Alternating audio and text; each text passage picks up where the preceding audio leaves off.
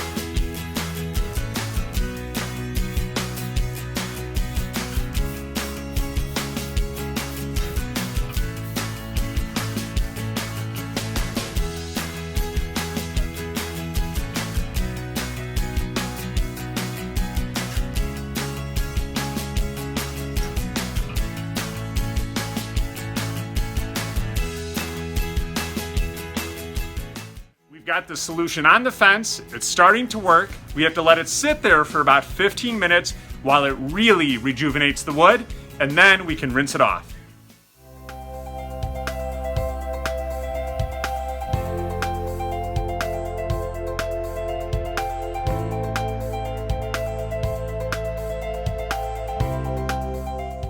We've scrubbed the fence, we've rinsed the fence, we're at the end of the project, and we see the rejuvenation really coming through. We've gotten rid of the dark and the gray and the mildew, and now we have a great looking fence that's ready for a coating once it dries.